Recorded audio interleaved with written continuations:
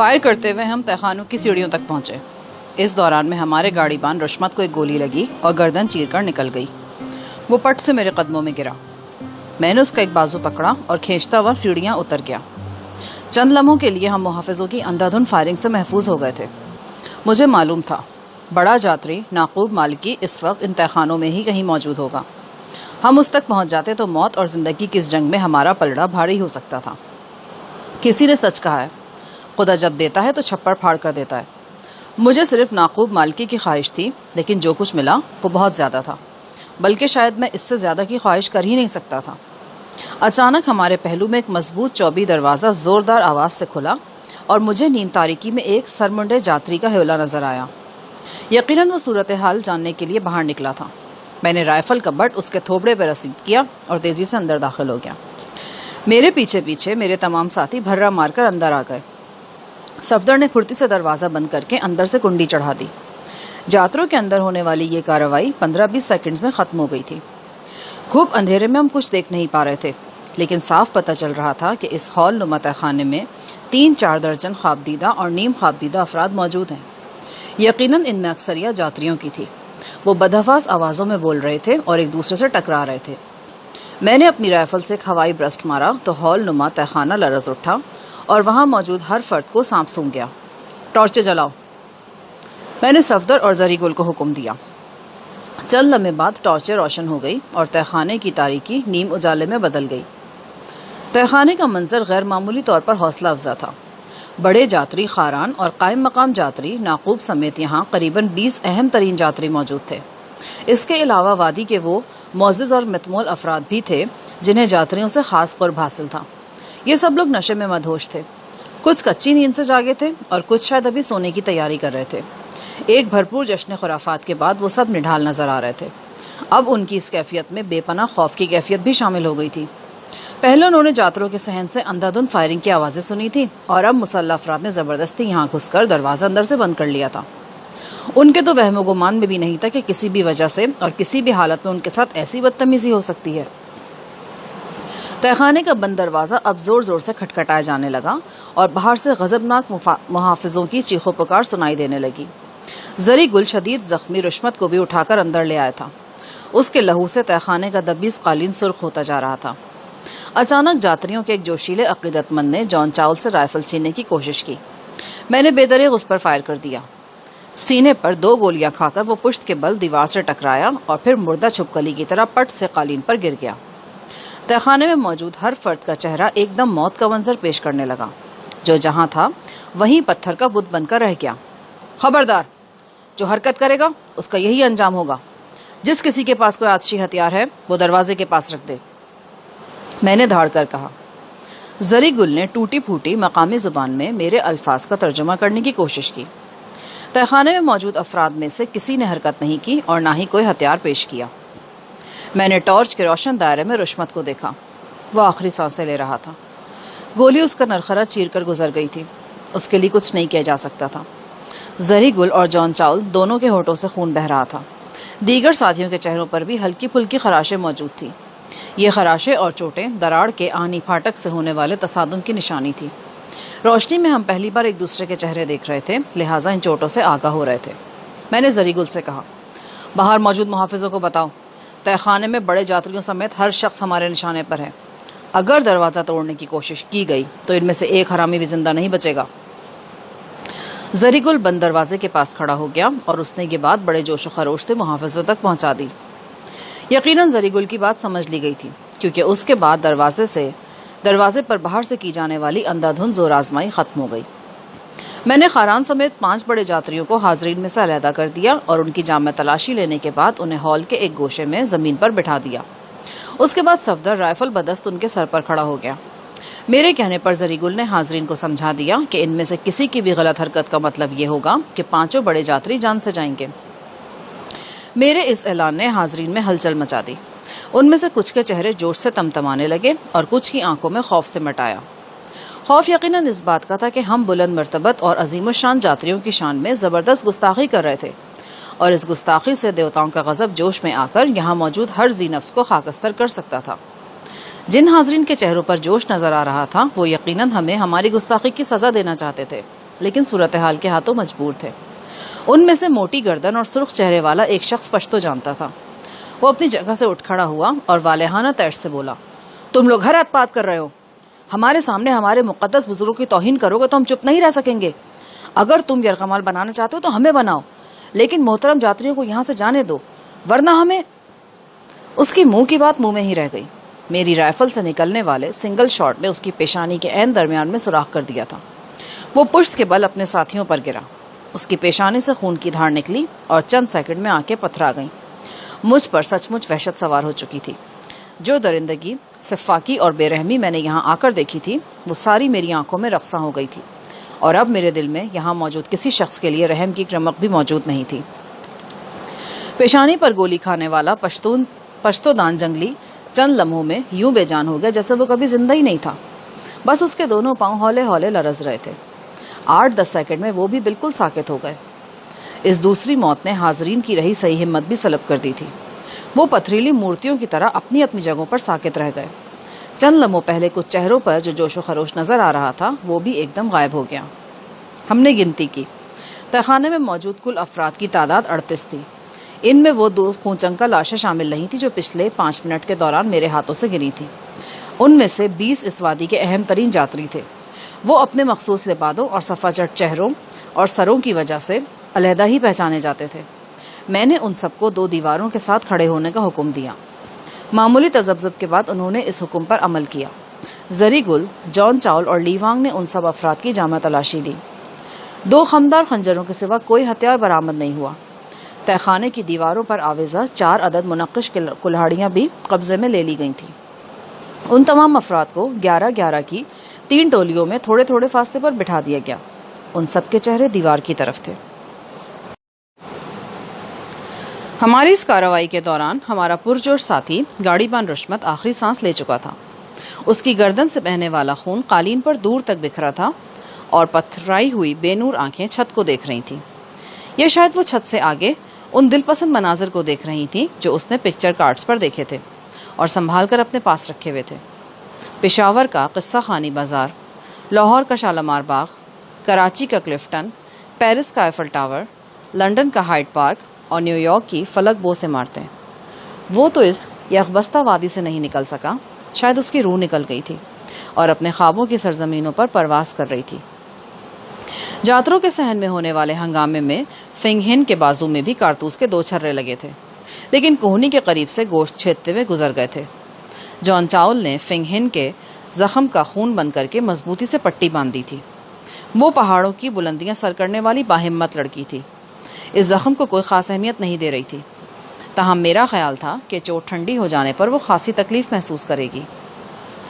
یہ تہخانہ قریباً 25x50 fit کا تھا۔ اس میں 2 دروازے تھے۔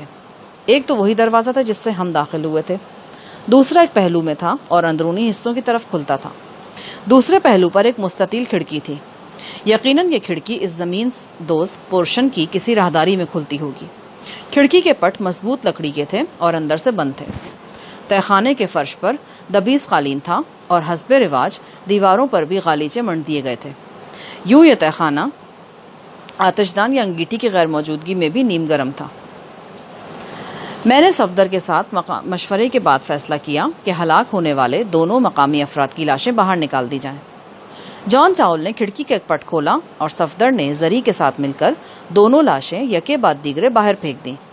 اس کے ساتھ ہی کھڑکی کا پٹ بند کر دیا۔ لاشیں وصول کرنے کے بعد باہر کے لوگوں میں ایک بار پھر اضطراب کی لہر جاگی۔ پہلے خسر پھسر سنائی دیتی رہی، پھر کچھ لوگ بلند آواز میں بولنے لگے۔ کسی شخص کے رونے کی آواز بھی آئی۔ ہم نے رشمت کی لاش اٹھا کر کمرے کے ایک تاریک گوشے میں ڈال دی اور اسے کپڑے سے ڈھانپ دیا۔ اس کے بعد میں نے بڑی احتیاط سے کمرے کا بغلی دروازہ کھولا۔ سامنے ایک تنگ راہداری نظر آئی۔ ٹارچ کی روشنی میں راہداری کی چھت بہت نیچی نظر آ رہی تھی اور یہ بھی دکھائی دے رہا تھا کہ فرش پر قالین بچھا ہے۔ رائفلیں سونت کر میں اور زریگل بڑی احتیاط سے اس راہداری میں آگے بڑھے۔ 2 خم کھانے کے بعد یہ راہداری ایک اور دروازے تک پہنچی۔ دروازے کو ہماری طرف سے بولٹ چڑھا ہوا تھا۔ ہم کچھ دیر کان لگا کر سنگن لینے کی کوشش کرتے رہے، کسی طرح کی آواز سنائی نہ دی۔ بآہستگی بولٹ ہٹا کر ہم اندر داخل ہوئے۔ یہاں بھنے ہوئے گوشت اور الکوہل کی تیز بو محسوس ہوئی۔ میں نے ٹارچ کی روشنی میں دیکھا، یہ دائرے کی شکل میں کشادہ جگہ تھی۔ اس دائرے کے عین درمیان سانڈ یعنی روپاش دیوتا کا قریباً 4 فٹ اونچا مجسمہ نصب تھا۔ دیکھنے میں وہ طلائی نظر آتا تھا یا پھر اس پر سونے کا خول چڑھا ہوا تھا۔ ایک مرد اور عورت کی سنہری مورتیاں اس مجسمے کے سامنے سجدہ ریز تھیں۔ فرش پر جگہ کی مناسبت سے گول قالین بچھا ہوا تھا۔ ایک طرف دسترخوان بچھا ہوا تھا جس پر ابھی تک خالی پلیٹیں اور ولایتی شراب کی استعمال شدہ بوتلیں موجود تھیں۔ دوسری طرف رقص و موسیقی کے مقامی آلات پڑے ہوئے تھے، ان میں تنبل، ہارمونیم اور ایک لمبوتری سی ڈھول کی زیادہ نمایاں تھی۔ آثار سے اندازہ ہوتا تھا کہ جشن کے دوران میں محترم جاتری کھانے کے ساتھ ساتھ رقص سے بھی لطف اندوز ہوتے رہے ہیں۔ اس دائرہ نما جگہ میں مجھے ایک ہی جیسے 5 دروازے نظر آئے جو مختلف اطراف میں کھلتے تھے۔ ان میں سے صرف ایک دروازہ قدرے مختلف تھا۔ اس کی سیاہی مائل لکڑی منقش تھی اور اس میں چمکدار میخیں ٹھوکی گئی تھیں۔ رائفل میرے ہاتھ میں اور انگلی لبلبی پر تھی۔ اس انگلی کو حرکت میں لانے کے لیے میں دل و جان سے تیار تھا۔ میرے اشارے پر زری گل نے ٹارچ کا روشن دائرہ اس منقش دروازے پر مرکوز کیا۔ میں نے دروازے پر دباؤ ڈالا تو وہ بے آواز اندر کی طرف کھلتا چلا گیا۔ کون ہے؟ ایک ڈری سہمی آواز تاریکی سے ابھری۔ زری گل نے ٹارچ کا رخ آواز کی سمت کیا۔ منظر چونکا دینے والا تھا۔ ایک آرام دہ مسیری پر ایک خوش شکل لڑکی موجود تھی۔ وہ بیٹھی ہوئی تھی اور نہ لیٹی ہوئی تھی، بلکہ ان دونوں حالتوں کی درمیانی حالت میں تھی۔ اس کی پریشان نظریں ہماری طرف لگی ہوئی تھیں۔ اسے دیکھتے ہی مجھے اس پاکستانی ہیروئن کا خیال آیا جو فلمی یونٹ کے ساتھ پکڑی گئی تھی اور اس وادی میں پہنچی تھی۔ صفدر نے بتایا تھا کہ وہ ایک نوخیز لڑکی ہے اور چونکہ زیادہ خوبصورت ہے اس لیے مقامی دستور کے مطابق بڑے جاتری خاران کی خدمت میں پیش کر دی گئی ہے۔ یقیناً یہ وہی لڑکی تھی۔ اس کی آنکھیں گہری بھوری تھیں اور وہ بنی بنائی ہیروئن نظر آتی تھی، وہی ہیروئن جسے عرف عام میں پاکستانی فلموں کا ڈیکوریشن پیس کہا جاتا ہے، جو 6 گانے گاتی ہے، ایک دفعہ بارش میں بھیگتی ہے، ایک دفعہ اغوا ہوتی ہے اور ایک دفعہ اپنی مرضی سے ہیرو کے ساتھ بھاگتی ہے۔ وہی ہیروئن اس مرتبہ سچ مچ اغوا ہو گئی تھی اور ایک ہاتھی نما ولن کے قبضے میں تھی۔ کمرے میں داخل ہوتے ہی زری گل نے دروازہ اندر سے بند کر دیا۔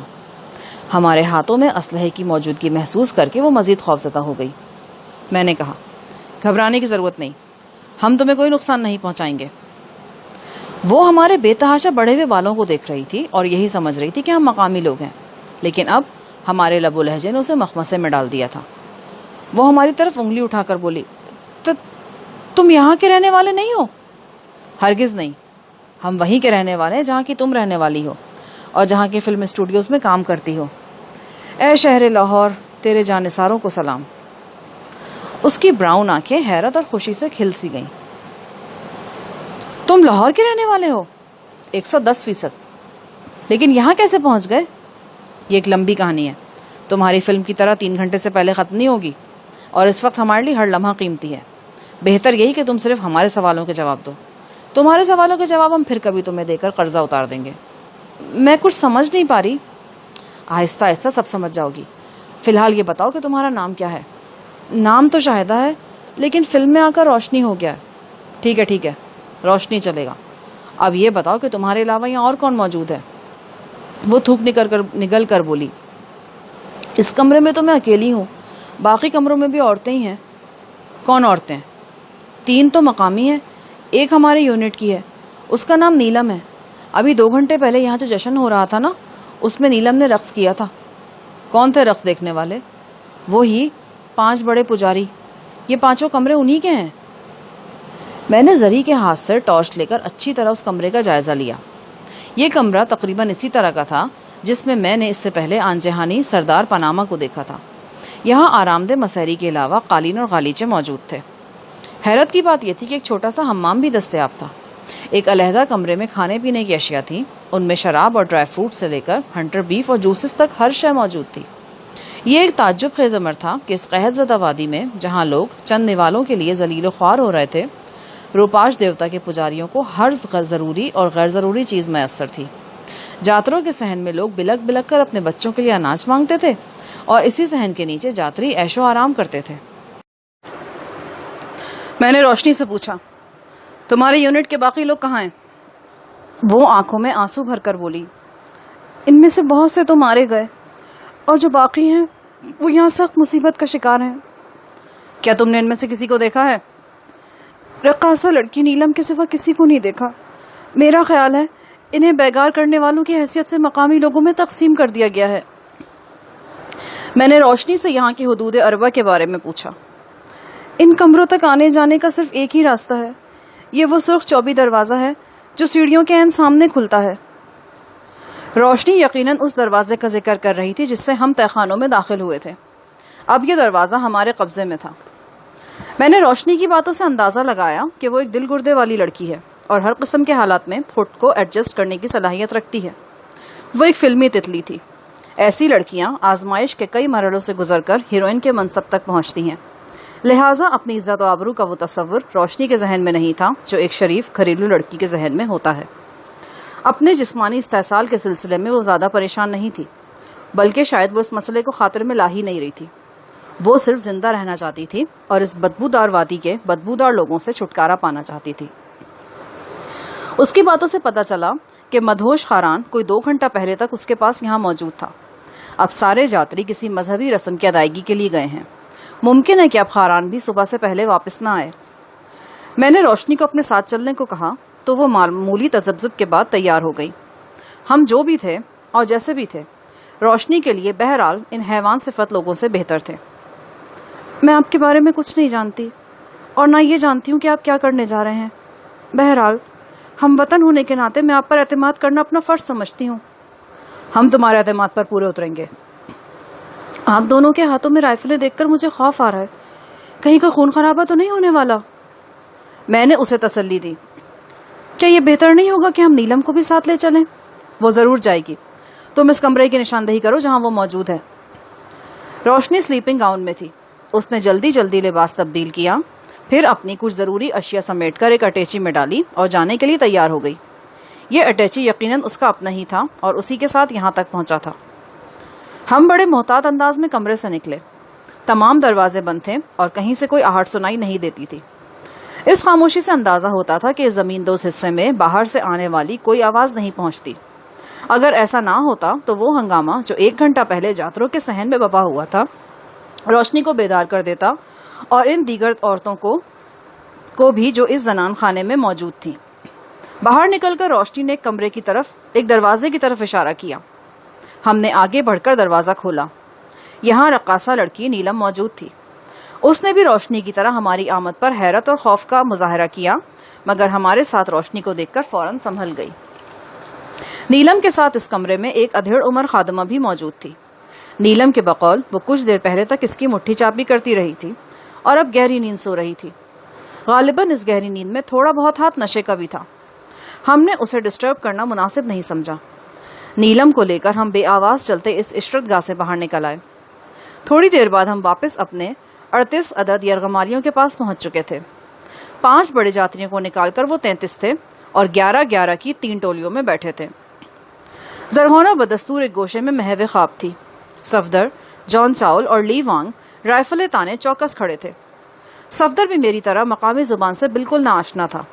وہ کچھ سمجھ نہیں پا رہا تھا کہ کیا کہا جا رہا ہے. میرے اشارے پر زری گل نے دروازے سے کان لگائے اور اس چیخو پکار کو سمجھنے کی کوشش کرنے لگا. بھاری آواز والا ایک شخص مسلسل بولتا جا رہا تھا. زری نے اس کی ترجمانی کرتے ہوئے کہا، یہ الو کا پٹا پوچھتا ہے کہ ہم نے محترم یاتریوں کی شان میں گستاخی کیوں فرمایا ہے؟ آخر ہم چاہتا کیا ہے جو ہم نے اتنا بڑا قدم اٹھایا ہے؟ تمہارے خیال میں اس کا جواب کیا ہونا چاہیے؟ ہمارا خیال میں تو اس کا جواب یہ ہے کہ ہم کو روپاش دیوتا نے یہاں بھیجا ہے تاکہ ہم ان گناہگار بندوں کی دم میں نمدہ فٹ کرے جو خود کو درویش یاتری کہتا ہے لیکن تہخانوں میں گھس کر سالم بکرے ڈکارتا ہے اور نت نئی عورتوں کے ساتھ سوتا ہے. مناسب جواب تو یہی ہے، لیکن ہمیں کچھ اور باتیں بھی سوچنی ہیں. تم ایسا کرو، ان یرغمالیوں میں سے کوئی ایسا بندہ ڈھونڈو جو پشتو ٹھیک سے لکھ سکے. استاد صاحب، تم کیا ہم کو چٹا ان پڑھ سمجھتا ہے؟ ہم پشتو لکھ سکتا ہے. یہ تو بہت اچھا ہوا. میرے پاس ایک قلم موجود تھا. فلم ایکٹریس روشنی کے اٹیچی کیس سے ایک ڈائری مل گئی. ڈائری میں سے ہم نے 2 ورق پھاڑ کر اس پر اپنے مطالبے لکھے. یہ مطالبے کچھ اس طرح تھے: ہم اس وادی سے نکلنا چاہتے ہیں. اگر تم لوگ ہمیں یہاں سے نکلنے دو گے تو یاتریوں اور دیگر یرغمالیوں کو کوئی نقصان نہیں پہنچے گا. جو لوگ 15 روز پیشتر پکڑے گئے ہیں ان میں فلمی یونٹ کے 18 ارکان بھی شامل ہیں. ان لوگوں کو رہا کیا جائے اور ہماری تحویل میں دیا جائے. یہ لوگ ہمارے ساتھ جائیں گے. ہمیں کم از کم ایک ایسا شخص فراہم کیا جائے جو اس علاقے کے نشیب و فراز سے آگاہ ہو اور ہماری رہنمائی کر سکے. ہمارے لیے کم از کم 4 دن کے رخت سفر کا انتظام کیا جائے. یرغمالیوں میں سے 10 افراد ہمارے ساتھ جائیں گے. ان میں 2 بڑے جاتری بھی شامل ہوں گے. ان لوگوں کو رہبر سمیت ہم اس وقت چھوڑ دیں گے جب ہم خود کو محفوظ فاصلے پر تصور کریں گے.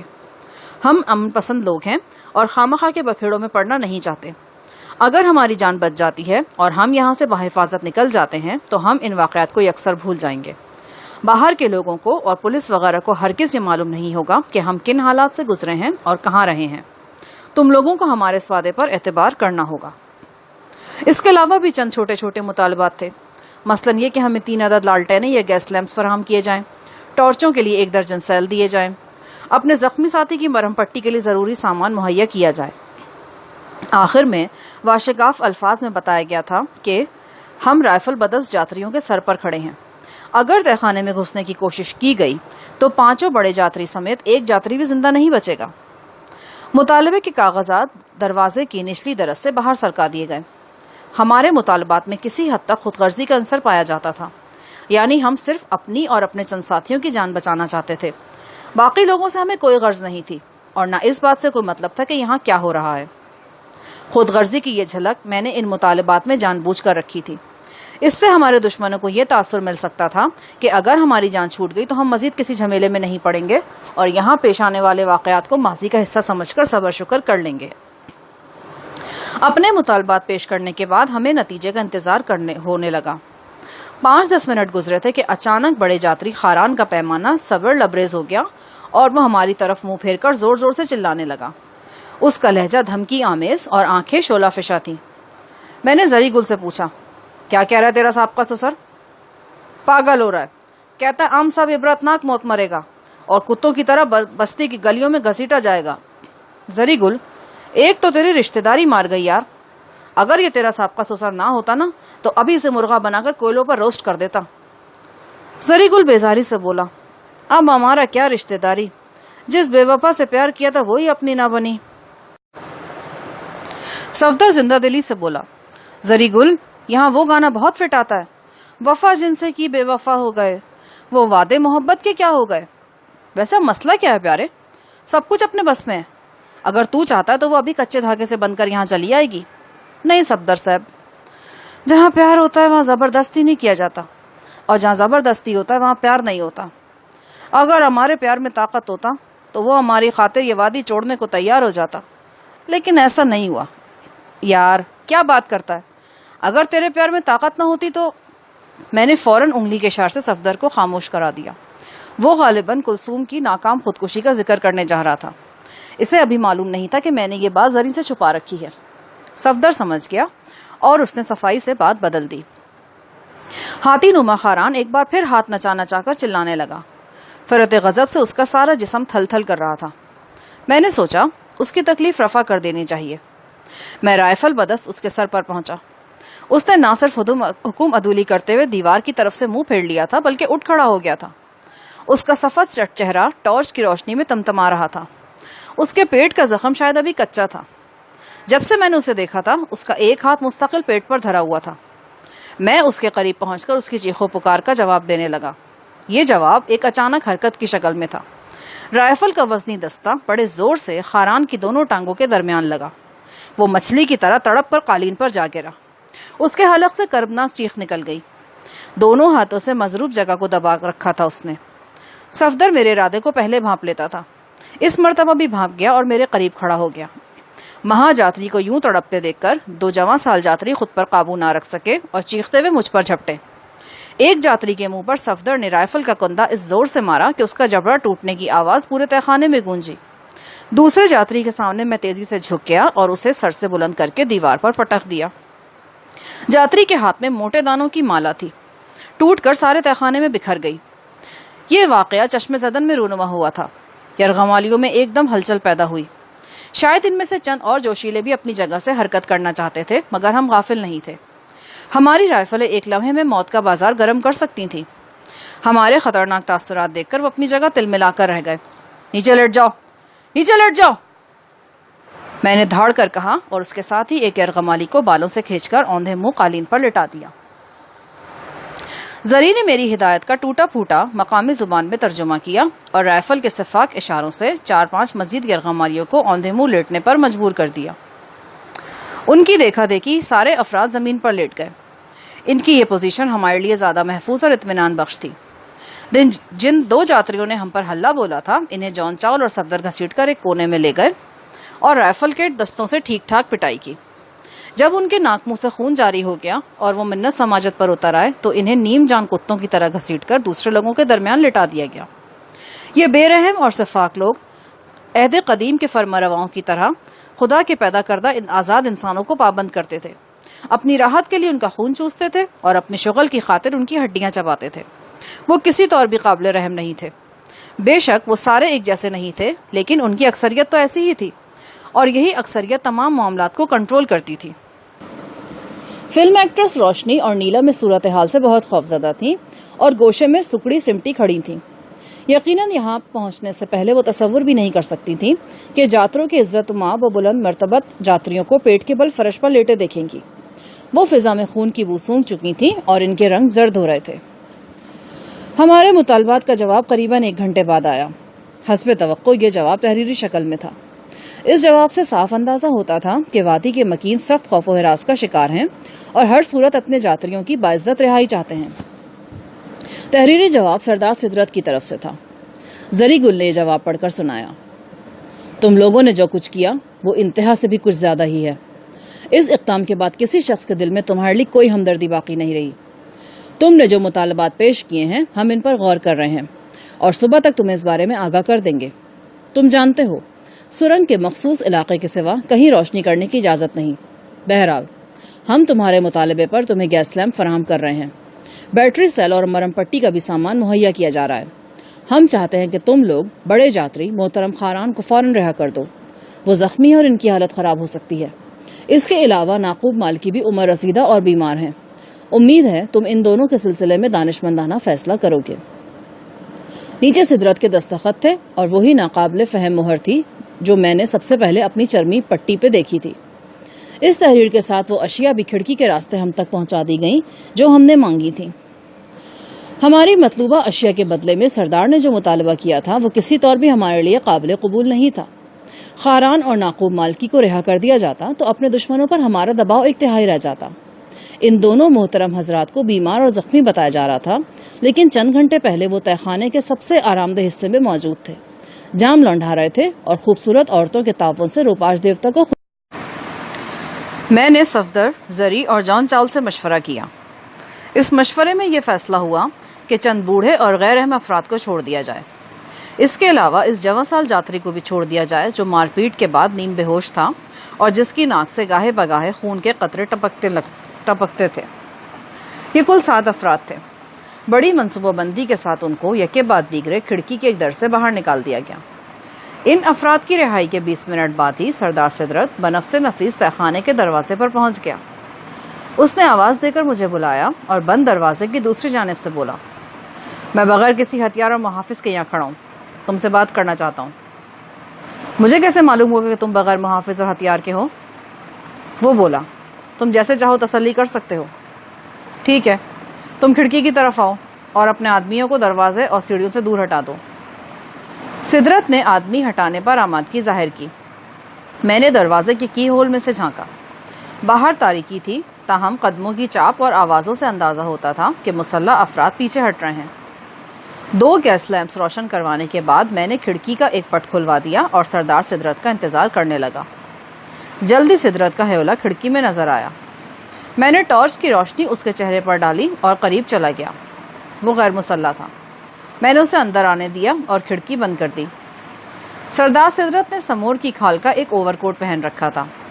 سر پر اونی ٹوپی تھی اور قیمتی پتھروں سے مزین لمبے بال شانوں پر لہرا رہے تھے۔ سدرت کی آنکھیں سوجی ہوئی تھیں، تاہم بستی کے دوسرے مکینوں کی طرح اس کا نشہ بھی ہرن ہو چکا تھا۔ وہ بڑے تعصب سے سر ہلا کر بولا: جو کچھ ہوا اچھا نہیں ہوا۔ میں نے کہا: پہلے کون سا اچھا تھا؟ وہ بولا: کیا یہ بہتر نہ تھا کہ تم محترم خاران اور محترم ناقوب کو رہا کر دیتے؟ میں نے کہا: پھر اپنی رہائی کے بدلے تمہیں دینے کے لیے ہمارے پاس کیا رہ جاتا؟ کیا ایسا نہیں ہو سکتا کہ میں تم سے اکیلے میں بات کروں؟ کیوں نہیں ہو سکتا؟ آؤ میرے ساتھ۔ اس نے قالین پر ایک طرف سوئی پڑی زرغونہ کا گال چھو کر اسے پیار کیا اور میرے ساتھ ہو لیا۔ ہم بغلی دروازے سے نکل کر تنگ راہداری میں پہنچے اور پھر اس کمرے میں آ گئے جہاں کچھ دیر پہلے تک فلم ایکٹریسز روشنی موجود تھی۔ میں نے ٹارچ مناسب زاویے سے ایک بلند جگہ پر رکھ دی اور سردار سدرت کے سامنے بیٹھ گیا۔ سدرت کی آنکھوں میں غم کی جھلک تھی۔ شاہ جہان، مجھے یہ مسئلہ خون خرابے کے بغیر حل ہوتا نظر نہیں آتا۔ تم سردار ہو، جو کچھ کرنا ہے تم ہی نے کرنا ہے۔ اپنی سرداری کا خیال آتے ہی اس کے چہرے پر نظر آنے والی شناسائی اوجھل ہو گئی اور وہ 100% اس بستی کا سردار نظر آنے لگا۔ وہ سردار جو اپنے قبیلے کے رسم و رواج اور قوانین کا پابند تھا اور ان سے انحراف نہیں کر سکتا تھا۔ وہ بے لچک لہجے میں بولا، میں اپنے قبیلے کے سامنے بے اختیار ہوں، مجھے وہی کرنا ہے جو قبیلے والے کہیں گے۔ تم غلط کہہ رہے ہو۔ قبیلے والوں سے زیادہ تمہیں اہمیت تمہارے نزدیک ان 2 درجن جاتریوں کی ہے جو اس وادی کے سیاہ و سفید کے مالک ہیں۔ تم ان کی خوشنودی کے خلاف کوئی قدم نہیں اٹھا سکتے۔ اپنی تمام تر روشن خیالی اور دانشوری کے باوجود تم اندر سے وہی جنگلی ہو جو روپاش دیوتا کے سامنے ماتھا ٹیکتا ہے اور اس کے سامنے زندہ انسانوں کی بھیٹ چڑھاتا ہے۔ تم میں اتنی جرأت نہیں کہ اپنے ہی دل سے ابھرنے والی آواز کو سن سکو۔ تم سے زیادہ دانشمند تو وہ آبرو باختہ ناشا ہے جو اعلیٰ اعلان دیوتاؤں کے خلاف اعلان بغاوت کرتی ہے۔ سدرت کی پیشانی پر الجھن اور ناگواری کی شکنیں تھیں۔ وہ کچھ دیر اپنے کان کے نقرئی بالے کو سہلاتا رہا اور پھر بولا، میں جیسا بھی ہوں تمہارے سامنے ہوں۔ تمہارے کہنے پر میں خود کو بدل نہیں سکتا اور نہ ہی قبیلے والے بدل سکتے ہیں۔ اپنی عبادت گاہ کی توہین اور جاتریوں کی بے عزتی پر وہ سب سیخپا ہیں۔ اگر ان میں سے کچھ لوگ جاتریوں کے خلاف بھی تھے تو تمہارے انتہائی اقدام کے سبب وہ اپنی مخالفت بھول گئے ہیں۔ سارا قبیلہ اس مسئلے پر متحد ہے۔ کیا کہتا ہے تمہارا قبیلہ؟ میرے لوگ کہتے ہیں کہ تمہیں ہر صورت غیر مشروط طور پر تمام جاتریوں کو چھوڑنا پڑے گا۔ اس کے سوا اور کوئی راستہ نہیں ہے۔ راستہ تمہارے قبیلے والوں کے کہنے سے نہیں بنے گا سردار، راستہ ہم خود بنائیں گے۔ اگر ایسا نہ ہوا تو پھر جاتریوں کے نام پر قبیلے والوں کے ہاتھ میں وہ لاشیں آئیں گی جن کے ایک ایک چپے پر گولیوں کے 10-10 سوراخ ہوں گے۔ یہ میرا وعدہ ہے تم سے۔ سردار سدرت کے چہرے پر کئی رنگ آ کر گزر گئے۔ وہ براہ راست میری آنکھوں میں دیکھ رہا تھا۔ میں نے مزید کہا، اور تم جاتروں کی توہین کی بات کس منہ سے کر رہے ہو؟ کیا تمہیں معلوم نہیں اس غلاظت خانے میں جہاں ہم بیٹھے ہیں کیا کچھ ہوتا ہے؟ لاؤ قبیلے کے سرکردہ افراد کو اور دکھاؤ انہیں یہ عشرت کدہ، یہ شراب کی بوتلیں، یہ بھرے پورے دسترخوان، یہ مسیریاں، یہ عورتیں، یہ ناچ گانے کے آلات۔ وہ خشک ہونٹوں پر زبان پھیر کر بولا، میں بحث میں نہیں پڑنا چاہتا شاہ جہان۔ ایک بات طے ہے، تمہارے پاس واپسی کا کوئی راستہ نہیں۔ اب تمہارے ساتھ جو کچھ ہونا ہے اسی وادی میں ہونا ہے۔ اگر تم غیر مشروط طور پر یرغمالیوں کو چھوڑ دیتے ہو تو ممکن ہے تمہیں کچھ رعایتیں مل جائیں۔ ہم اس سلسلے میں غور کر رہے ہیں۔ اگر تم جاتریوں کو نہیں چھوڑتے تو پھر یہ کھلی جنگ ہے۔ قبیلے والوں کے جذبات کو قابو میں رکھنا کسی کے بس میں نہیں ہوگا۔ میں کب کہتا ہوں کہ تم ان کے جذبات کو قابو میں رکھو؟ انہیں اپنے ارمان نکالنے دو۔ ہم ان کے استقبال کے لیے پوری طرح تیار ہیں۔ یرغمالیوں کے علاوہ جتنی لاشیں بھی گریں گی وہ ہمارے لیے بونس ہوں گی۔ تو تم جاتریوں کو چھوڑنے سے انکاری ہو؟ ہرگز نہیں، میں انہیں چھوڑنا چاہتا ہوں، لیکن اس کے لیے تمہیں ہمیں یہاں سے نکالنے کا انتظام کرنا ہوگا۔ سدرت نے مایوسی میں سر ہلایا۔ تم یہ سمجھنے کی کوشش کیوں نہیں کرتے کہ یہاں آ کر چلے جانا ممکن نہیں؟ جو کام آج تک نہیں ہو سکا وہ اب کیسے ہو سکتا ہے؟ تمہارا مطالبہ ماننے کا مطلب یہ ہے کہ ہم اپنا وجود ختم کر لیں؟